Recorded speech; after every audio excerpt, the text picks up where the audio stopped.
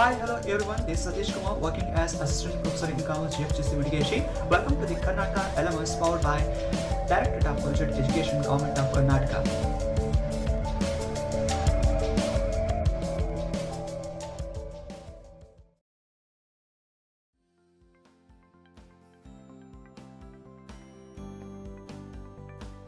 Hi, hello everyone. This is Satish Kumar. In this session, we are going to solve one more problem on the preparation of final accounts of sole trading concern.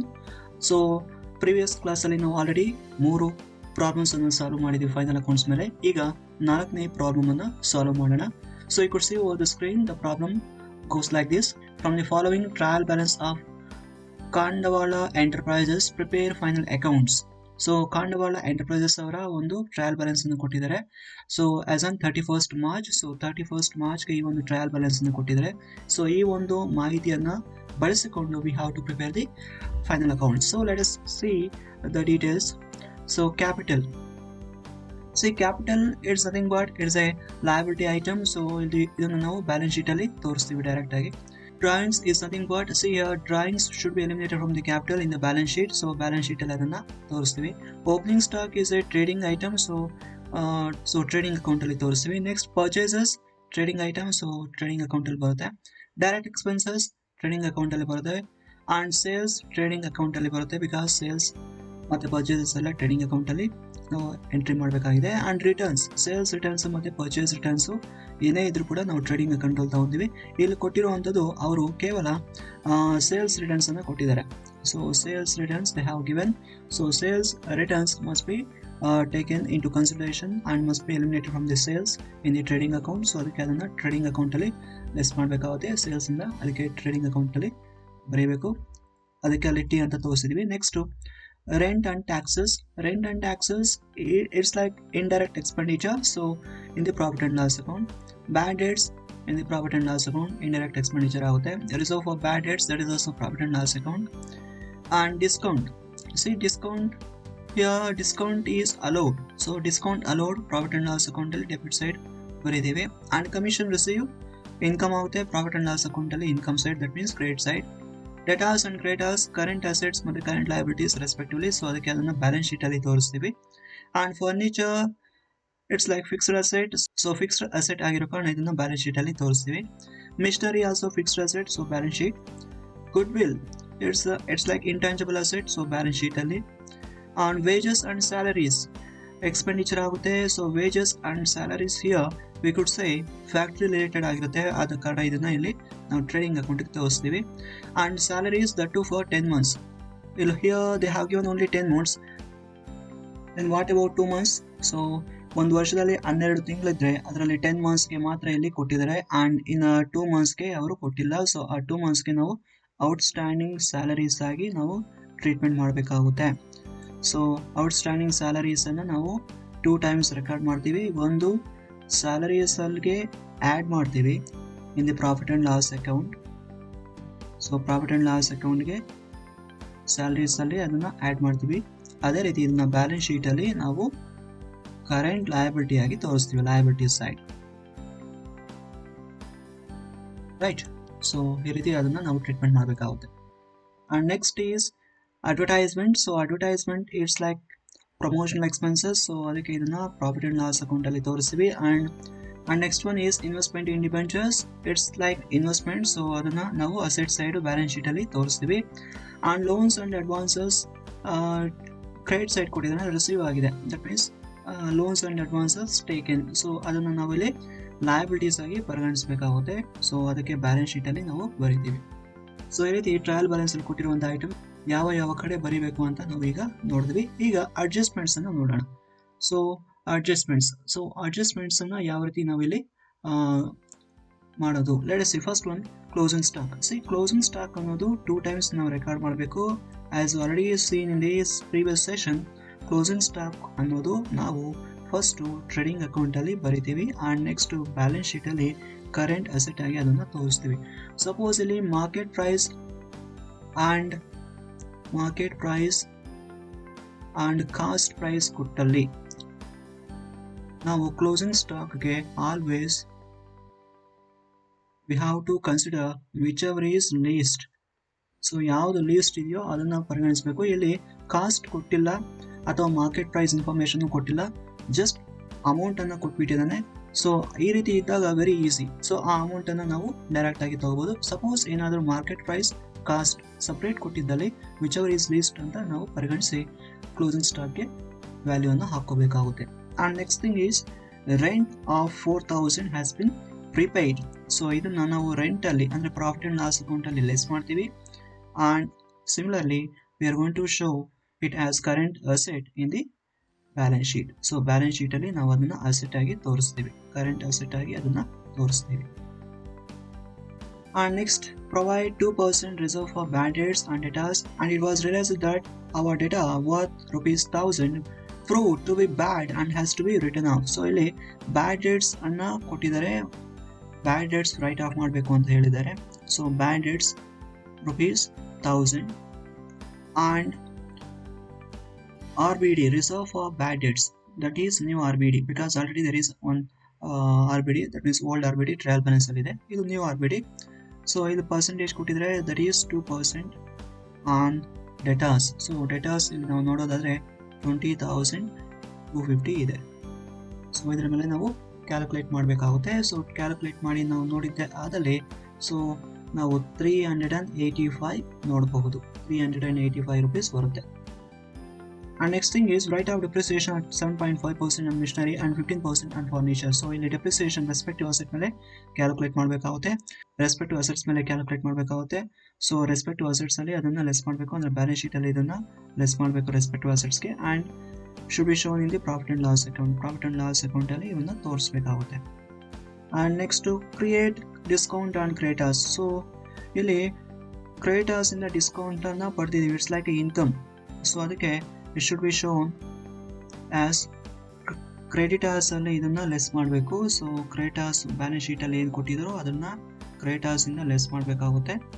And again ಇದನ್ನ ನಾವು profit and loss account ಅಲ್ಲಿ income ಆಗಿ ತೋರಿಸ್ತೀವಿ credit side. So credit side ಇಂದ ತೋರಿಸ್ತೀವಿ.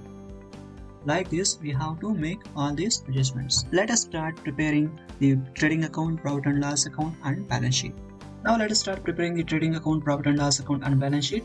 I have already drafted the formats, and now I just need to enter the title of the trader, that is Kandwala Enterprises. In the books of Kandwala Enterprises, trading and profit and loss account for the year ended as on 31st March 2018. ಅದೇ ರೀತಿ in the books of Kandwala Enterprises ಅದೇ balance sheet also, balance ಶೀಟ್ಗೂ title ಅನ್ನು ಹಾಕಬೇಕು. And same 2018 as on 31st March 2018. Now let us make the entries. So ಪ್ರತಿಯೊಂದು ಎಂಟ್ರಿಯನ್ನು ನಾವು ಒಂದು ಕಡೆಯಿಂದ ಮಾಡ್ತಾ ಹೋಗೋಣ, ಸೈಮಲ್ಟೇನಿಯಸ್ ಆಗಿ ಯಾವ ಕಡೆ ಬರುತ್ತೆ ಅಂತ ಒಂದೊಂದು ಎಂಟ್ರಿಯನ್ನು ಮಾಡ್ತಾ ಹೋಗೋಣ. Firstly you could see capital ಇದೆ. ಸೊ ಇದು ಡೈರೆಕ್ಟ್ ಆಗಿ ನಾವು ಬ್ಯಾಲೆನ್ಸ್ ಶೀಟ್ ಅಲ್ಲಿ ಲಯಬಿಲಿಟೀಸ್ ಆಗಿ ತಗೋಬೇಕು, ಕ್ಯಾಪಿಟಲ್. ಸೊ ಕ್ಯಾಪಿಟಲ್ ಇದಕ್ಕೆ ಡ್ರಾವಿಂಗ್ಸ್ ಇದೆ ಮತ್ತೆ ನೆಟ್ ಪ್ರಾಫಿಟ್ ಅಡ್ಜಸ್ಟ್ಮೆಂಟ್ ಮಾಡಬೇಕಾಗುತ್ತೆ. ಆದ ಕಾರಣ it should be shown in the inner amount column 55,000. And next thing is here drawings ಇದೆ, less drawings for the capital. So ಕ್ಯಾಪಿಟಲ್ಗೆ ಅದನ್ನ ಲೆಸ್ ಮಾಡಬೇಕಾಗುತ್ತೆ ಬ್ಯಾಲೆನ್ಸ್ ಶೀಟ್ ಅಲ್ಲಿ. So less drawings amounted to rupees here 3,000. So 3,000 ಅನ್ನ less ಮಾಡಿದಲ್ಲಿ we could say 52,000 ಬರುತ್ತೆ. So ಇದಕ್ಕೆ net profit ಅಥವಾ ನೆಟ್ ಲಾಸ್ ಬಂದ್ರೆ ಅಡ್ಜಸ್ಟ್ಮೆಂಟ್ ಮಾಡಬೇಕಾಗುತ್ತೆ. ಸೊ ಅದನ್ನ next net profit net loss ಬಂದಾಗ ಅಡ್ಜಸ್ಟ್ಮೆಂಟ್ ಮಾಡೋಣ. ಸೊ ಇನ್ನರ್ ಕಾಲಮ್ ಅಲ್ಲಿ ಆ ಅಮೌಂಟ್ ಹಾಗೆ ಇರಲಿ. Next thing is opening stock. Opening stock is A trading account item. So trading account ಅಲ್ಲಿ to opening stock rupees directly outer amount column because there is no adjustment for this. So 16,400. Next one is purchases. To purchases. So for this purchases ku ಯಾವುದೇ ರೀತಿಯ returns adjustment ಕೊಟ್ಟಿಲ್ಲ. So ಅದಕ್ಕೆ direct ಆಗಿ outer amount column ಅಲ್ಲಿ 31,100. and next thing is direct expenses. So trading account item ಆಗುತ್ತದು. So trading account ಅಲ್ಲಿ direct expenses. So amounted to rupees here, direct expenses 2500 direct agi outer amount column hakoಣ because there is no adjustment for that. And next thing is sales, trading account item ಆಗುತ್ತೆ. So credit side by sales amount 2 rupees here. ಇದಕ್ಕೆ sales returns ಕೊಟ್ಟಿದೆ, ಆದ ಕಾರಣ ಇಲ್ಲಿ ನಾವು inner amount column ಅಲ್ಲಿ ಬರೆಯೋಣ. So sales 50,000 and ಇದಕ್ಕೆ ನಾವು ಲೆಸ್ ರಿಟರ್ನ್ಸ್ ಅಂತ ಬರ್ದಿರೋಣ, ಸೇಲ್ಸ್ ರಿಟರ್ನ್ಸ್. ಅದಾನಂತರ ಅಮೌಂಟ್ ಅನ್ನ ಹಾಕಿ ಅದನ್ನ ಚೆಕ್ ಮಾಡೋಣ. ಸೊ ಸೇಲ್ಸ್ ರಿಟರ್ನ್ಸ್ ಬಂದಾಗ ಅದನ್ನ ಎಂಟ್ರಿ ಮಾಡೋಣ, ಅದುವರೆಗೂ ಇದನ್ನ ಬ್ಲಾಂಕ್ ಬಿಟ್ಟಿರೋಣ. ನೆಕ್ಸ್ಟ್ ಒನ್ ಈಸ್ ಅಂಡ್ ಇದಕ್ಕೆ ಸೇಲ್ಸ್ ರಿಟರ್ನ್ಸ್ ಇದೆ, ಸೊ ಅದಕ್ಕೆ ಲೆಸ್ ಸೇಲ್ಸ್ ರಿಟರ್ನ್ಸ್. ಸೊ ಅದರ ಕೆಳಗಡೆ ಕೊಟ್ಟಿದ್ದಾರೆ ನೋಡಿ. So sales returns is 1980. So ಅದನ್ನ ಲೆಸ್ ಮಾಡಿಕೊಂಡು ಔಟರ್ ಅಮೌಂಟ್ ಕಾಲಮ್ ಅಲ್ಲಿ ಹಾಕಿದ್ದೆ ಆದಲ್ಲಿ 48,020 rupees ಬರುತ್ತೆ. And next thing is rent and taxes. So ಇದು ಆಪರೇಟಿಂಗ್ ಎಕ್ಸ್ಪೆಂಡಿಚರ್ ಆಗುತ್ತೆ. So profit and loss account ಅಲ್ಲಿ ಇದು rent and taxes. And next one is bad debts.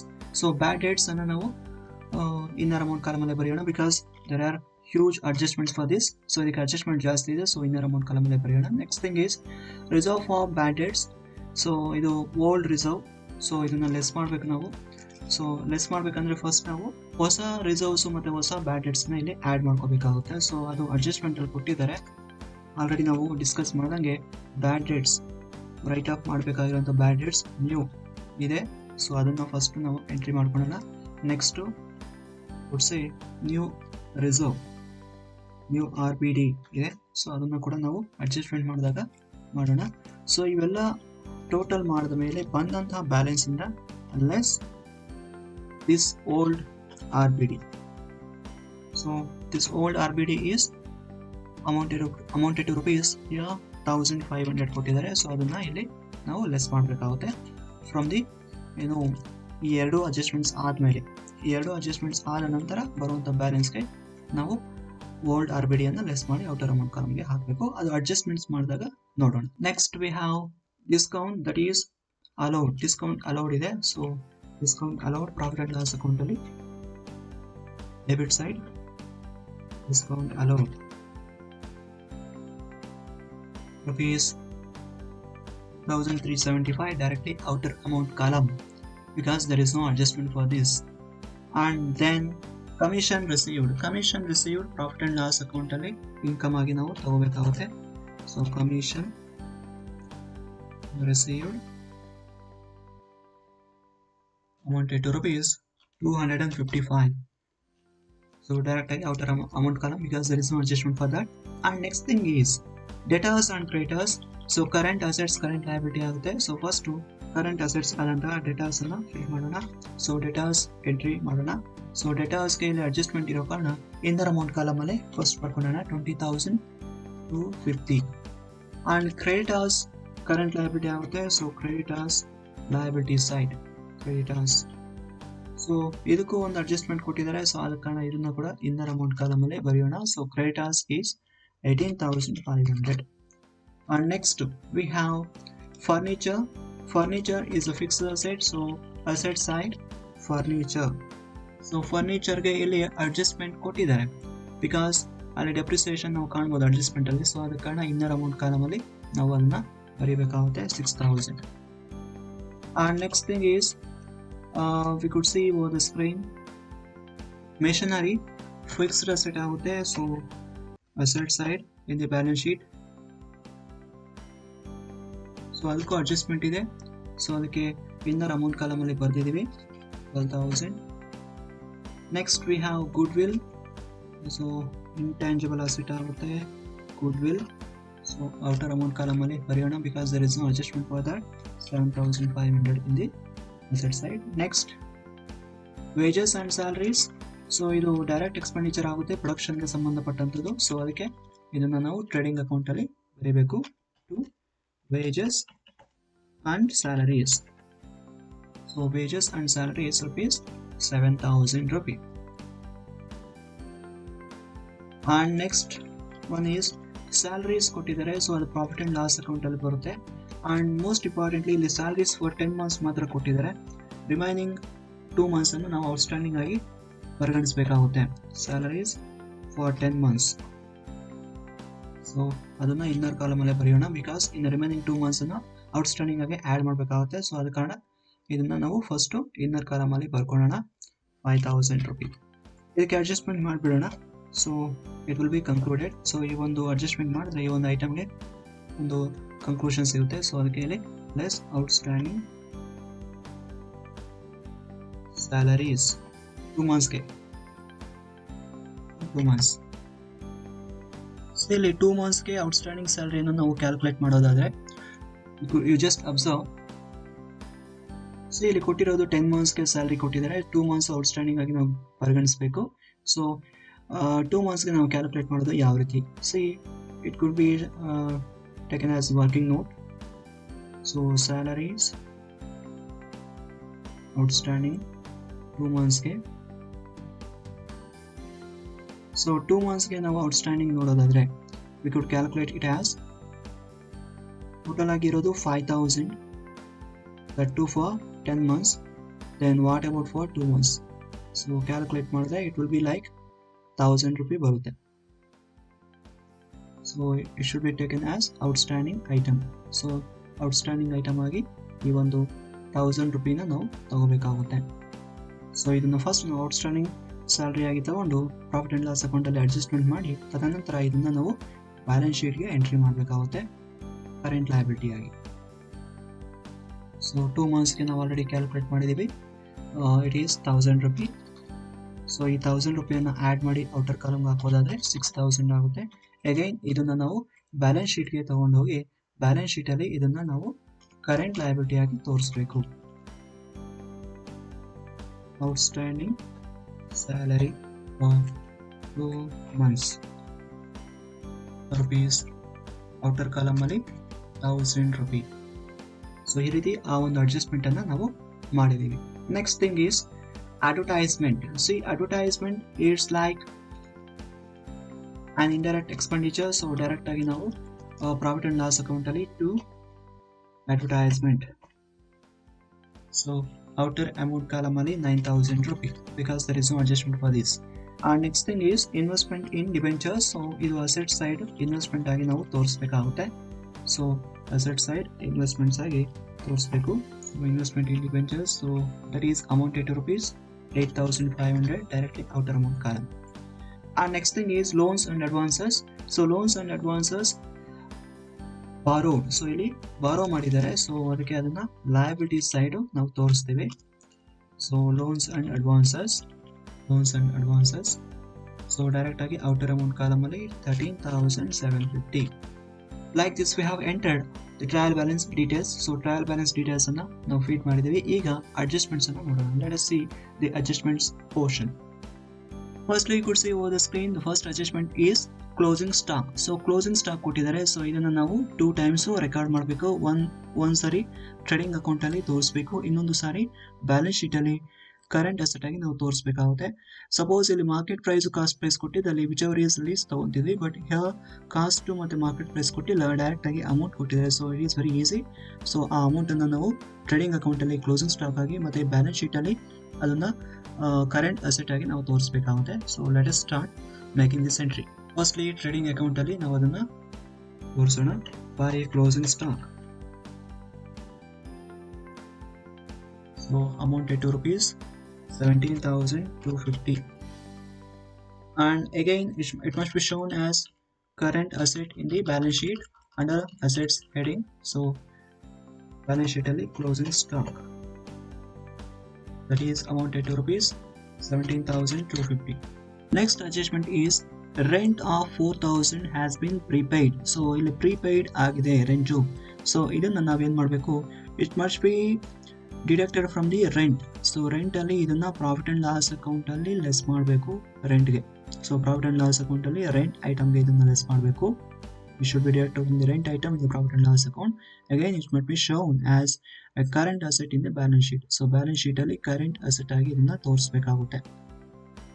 So let us start making this entry.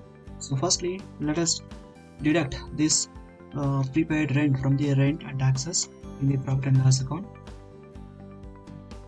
So that is amounted to rupees 4,000. So 4000 less ಮಾಡಿದಾಗ outer column ಹಾಕಿದ್ರೆ it will B 2000 rupee. It will be 2000 rupee.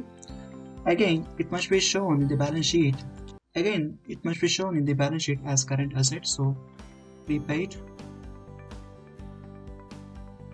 rent, that is amounted to rupees 4000. So second entry successfully made. And third one is provide 2% reserve for bad debts, and it was realized that our debtors were 1000 proved to be bad and has to be written off. So ಇಲ್ಲಿ ಬ್ಯಾಡ್ dates ಮತ್ತೆ new RBD ಎರಡು ಕೊಟ್ಟಿದ್ದಾರೆ.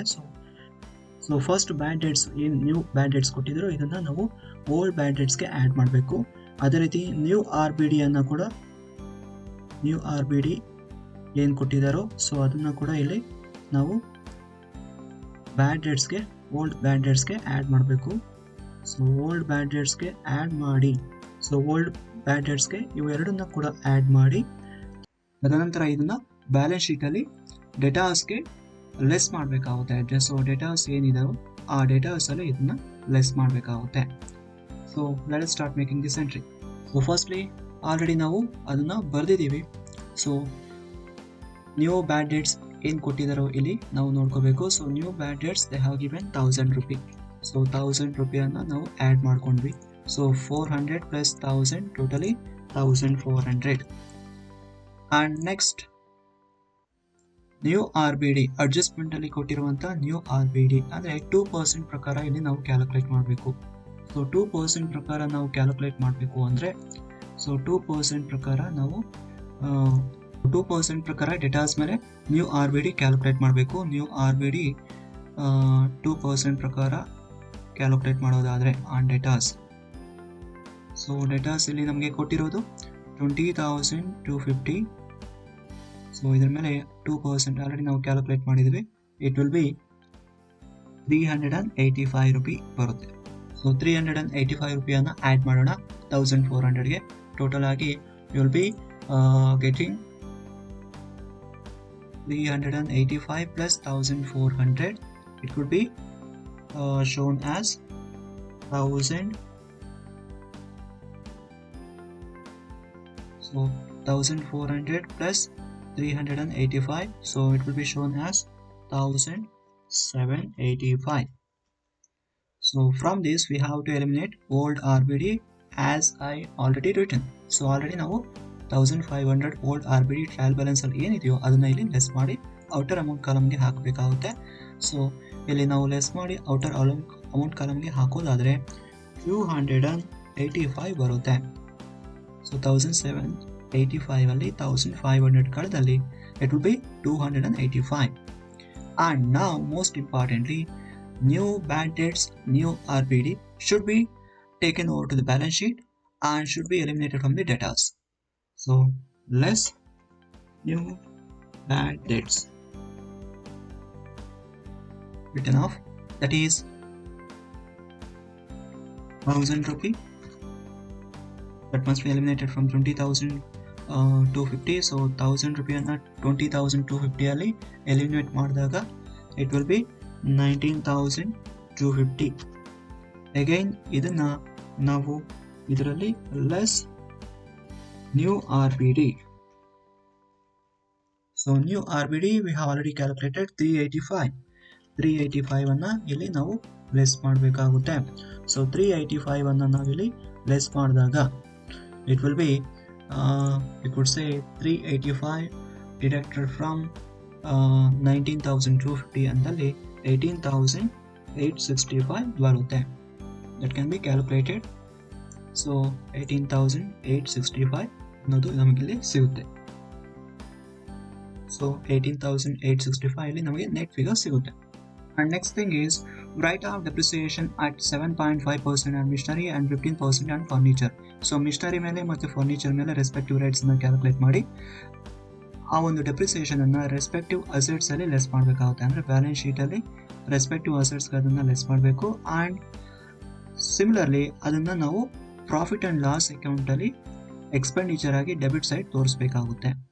So ಈ ರೀತಿ 2 times ಅದನ್ನ record ಮಾಡಬೇಕಾಗುತ್ತೆ. One is ಅಸೆಟ್ಸ್ಗೆ less ಮಾಡಬೇಕು, ಇನ್ನೊಂದು ಪ್ರಾಫಿಟ್ ಅಂಡ್ ಲಾಸ್ ಅಕೌಂಟ್ಗೆ ತೋರಿಸ್ಬೇಕು. So let us do this. So ಇಲ್ಲಿ ಮಿಷನರಿ ಮೇಲೆ ಕ್ಯಾಲ್ಕುಲೇಟ್ ಮಾಡೋದಾದರೆ ಮಿಷನರಿ 7.5% ಕೊಟ್ಟಿದ್ದಾರೆ. ಸೊ 7.5% ಪ್ರಕಾರ ನಾವು ಮಿಷನರಿ ಅಮೌಂಟ್ ಮೇಲೆ ನೋಡೋದಾದರೆ ಮಿಷನರಿ ಈಸ್ 12,000 ಇದೆ. ಸೊ 12,000 ಮೇಲೆ we can calculate this 7.5%. So it will B 7.5% ಅಂದಲ್ಲಿ 900 ಬರುತ್ತೆ ನಮಗೆ. And similarly here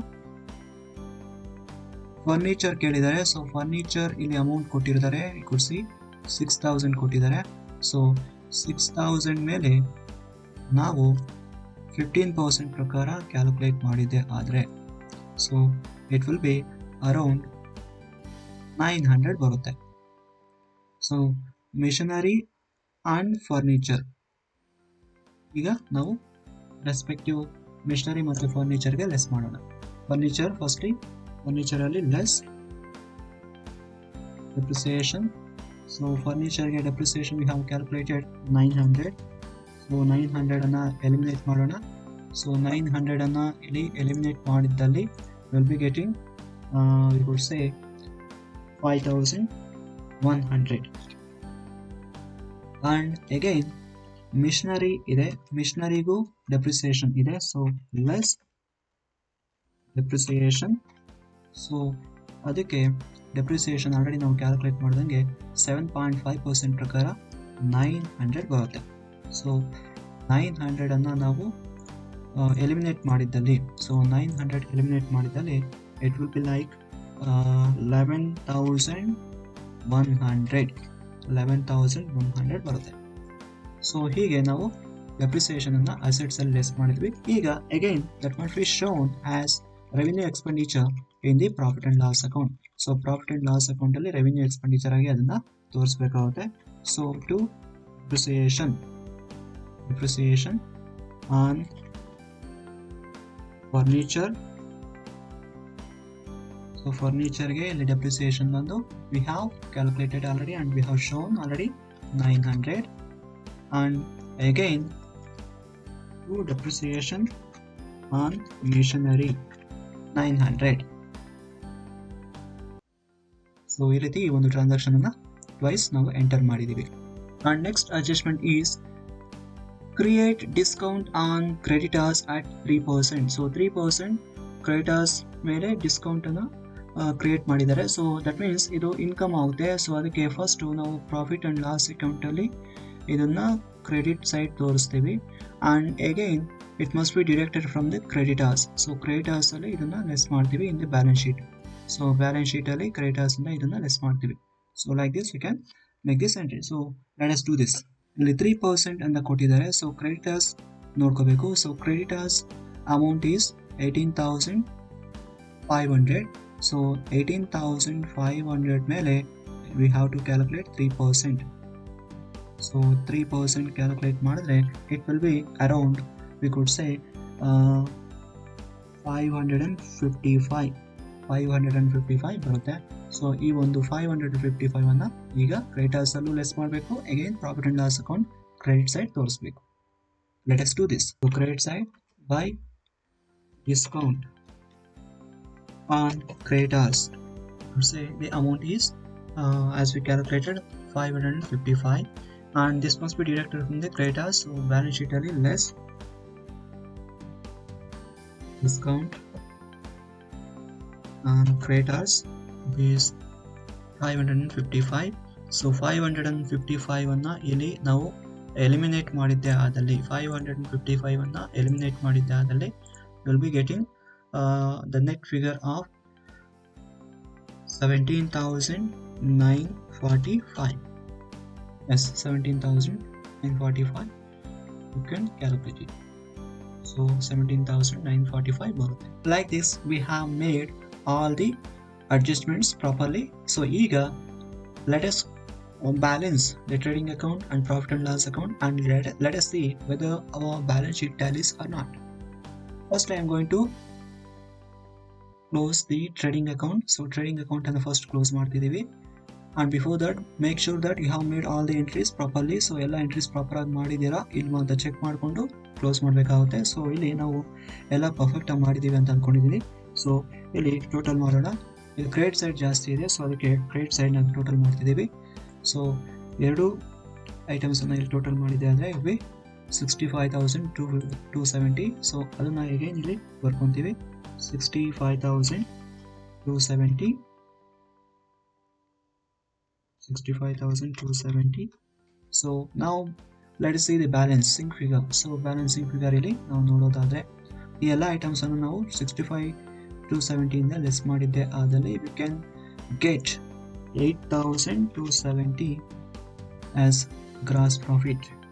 So gross profit is balancing figure, and this must be taken over as brought down in the profit and loss account. So by gross profit brought down,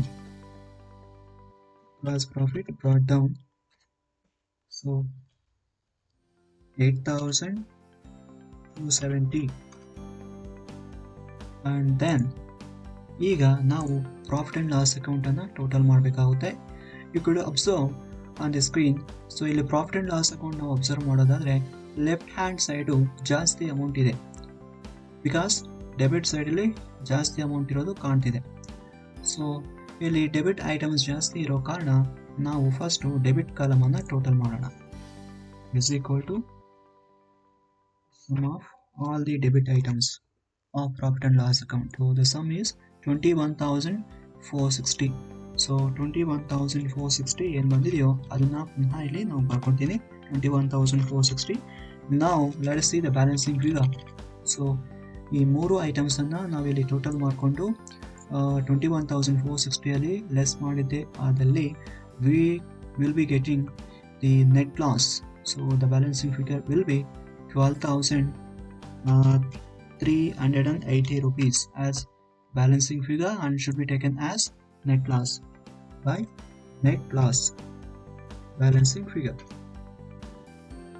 And this net loss will be taken over to the balance sheet and will be eliminated from the capital. So capital ಇಂದ ಇದನ್ನ less ಮಾಡಬೇಕಾಗುತ್ತೆ. So less net loss. So net loss ಇಲ್ಲಿ ನಾವು eliminate ಮಾಡಿದ್ದೆ ಆದಲ್ಲಿ, so net loss we have 12,380. ಅದನ್ನು ನಾವಿಲ್ಲಿ eliminate ಮಾಡಿದ್ದೆ ಆದಲ್ಲಿ ಇಲ್ಲಿಗೆ we can get the net figure as we could say the net figure. ಇಲ್ಲಿ ನಾವು ಎಲ್ಲ ಸಿಂಪ್ಲಿಫೈ ಮಾಡಿದ್ದೆ ಆದಲ್ಲಿ 39,620 we can get. 39,620. ಈ 5,000 ಅಲ್ಲಿ 3,000 ಕಳೆದಿದ್ದೀವಿ, 52,000 ಬಂತು. 52,000 ಅಲ್ಲಿ 12,380 ಕಳೆದ್ರೆ the amount will be 39,620. This will be the net capital, and by this we have entered all the balances properly. Now it is the time to close the balance sheet. So balance sheet ಅನ್ನು close ಮಾಡೋಣ, and let us see whether it tallies or not. Now I am going to make the total of liability side. So liability side sum ಅನ್ನು check ಮಾಡೋಣ. So sum of all liabilities.